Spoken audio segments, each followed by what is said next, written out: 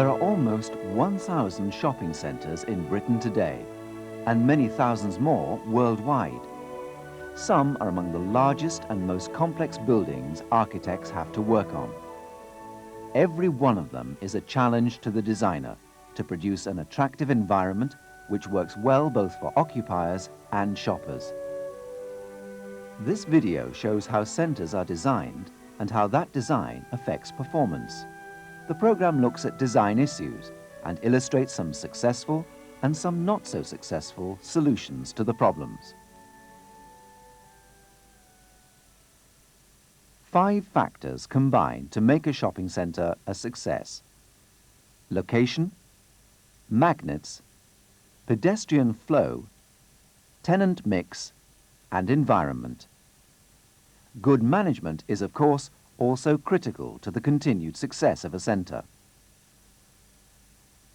Location is easily dealt with, since the designer has little influence on the selection of the site for a shopping centre. No amount of good design can make up for a poor location. In the initial assessment stage, the developer will establish the market and the catchment area for a particular location and set the potential size of the overall scheme, as well as the likely anchor attraction, such as a department store. This analysis and the available site area will generally dictate whether the centre is to be on one or more levels and whether it is open or closed. The architect's skills are then used to maximise pedestrian flow throughout the centre to ensure the highest possible rental levels to the developer. To do this, the architect must locate the entrances and the magnet traders in the best positions. Locating the magnets is really the start of the designer's input to any scheme. A magnet is usually a department or variety store, a supermarket, or a large market. Other types of attraction are food courts or leisure activities. However, there has been great debate about leisure activities in shopping centres, and they're not usually considered as anything other than secondary attractions except at out-of-town sites, where there is a more captive audience. Even food courts have not always been the attractions that people expected. In town centres, a good car park can be an attraction to a particular site, but it should not normally be considered a magnet. True magnets, then, should be located at the extremities of any scheme to create the maximum pedestrian movement within the scheme. Brent Cross, an edge-of-town site, is a very good example of what is known as a simple dumbbell design. If more magnets are to be introduced, then they're normally located along the length of the mall to create an intermediate attraction. Often, they're offset to enable 2 malls to operate. This gives the designer the opportunity to introduce a feature space to create further interest within the overall design. Variations on the dumbbell can be introduced to reflect site conditions or restraints, such as the L-shaped plan or the Y-shaped plan. All these solutions have a simple layout and create strong, concentrated pedestrian flows past all the shop units between the magnets. But if the mall is like this, and people can't see the magnets, then they can't be attracted to them either. Some centres have more complicated plans, which tend to reduce pedestrian flow because the routes to the magnets have been split up. A good example is Sherway Gardens, Toronto, which has a figure-of-8 layout. Shoppers tend not to walk more than 250 metres in any one direction between major attractions. 2-level centres can help reduce distances between magnets, and multi-level centres are necessary where sites are constricted. The skill here is to equalise potential trade on the various floors, and entrances from car parks can, for example, be organised so as to feed different levels. Another way of balancing trading potential is to encourage major stores to put their most attractive merchandise on different floors.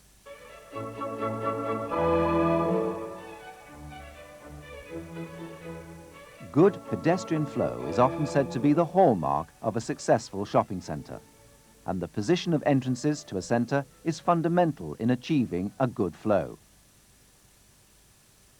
Entrances must catch the eye, but mustn't encourage the shopper to walk straight through the mall without stopping. So, whenever possible, they should not be located opposite each other. Entrances should preferably be hidden from view within the mall. The best solution is to stagger or offset them from the general mall alignment. This approach can create secondary shopping areas off the main malls, and service users can be located here. Clearly, detailed design affects pedestrian flow in a centre, and shopfront alignment is very important.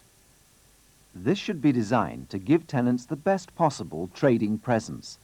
In fact, good design can create a sense of busyness even on quiet Monday mornings.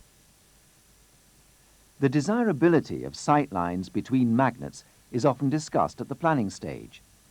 In practice, in large centres, it is often simply not possible to see from one end to another. But a sloped mall does allow clear sight lines over long distances and makes the mall look busy at any time. However, slopes can create problems of mobility or access for pedestrian and tenant alike. Sight lines between different levels are also very important, so that shoppers can see what is on offer and be encouraged to move between floors. Sight lines depend on the ratio between the width and the height of the mall. Here, only the lower part of the shop is visible, and here, the balustrades obscure signs, so the tenant needs extra signs to advertise his presence.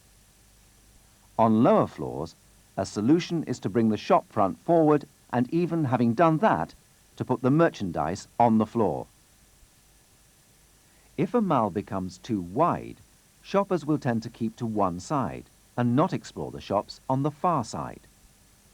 Fine judgment on this is needed, but as a guide, 13 metres is considered acceptable, while upper walkways should be some 4.5 metres wide.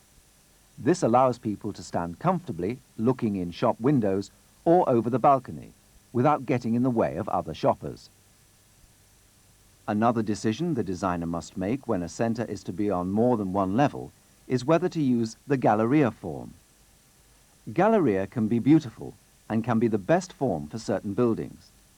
But the galleria form limits people's crossing points, and this can reduce cross-trading. Other simple mistakes can be made when positioning shop frontages on a plan. In a square with an entrance like this, it is difficult to encourage shoppers to use the tenants located here. A better arrangement is this, where the entrance draws the flow across the square. Or, even better, this layout, with splayed frontages, so avoiding the dead areas. An alternative arrangement is to locate a kiosk or cafe here which channels shoppers towards the weak frontages. The strategic placing of seating, planting and features also helps to influence pedestrian flow within the centre. For example, when shop frontages on main malls are set back from the general alignment, the introduction of seating can help to push shoppers closer to the shops. Once there is more than one floor, there can be great difficulties in controlling and harnessing pedestrian flow. In the past, two-level centres have tended to struggle because the development team hasn't appreciated the inherent problems. For example, escalators dramatically influence pedestrian flow and, in principle, people should be encouraged to change levels. Escalators should not be positioned where they encourage shoppers to leave the centre. Here, the escalators take people straight down to lower levels from the car park. As a result, the top floor is deserted. Scissoring the escalators is often the only practical method of moving people into the corners of a centre.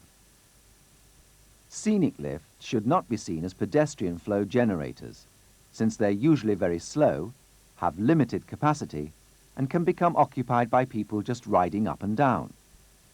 Instead, they should be used to create vertical emphasis and as a visual attraction. In contrast, standard enclosed lifts from multi-storey car parks are pedestrian flow generators and need to be carefully positioned. One lift will almost certainly have to serve all levels for disabled people, but the other lifts can be set to stop on particular levels to help equalize pedestrian flow.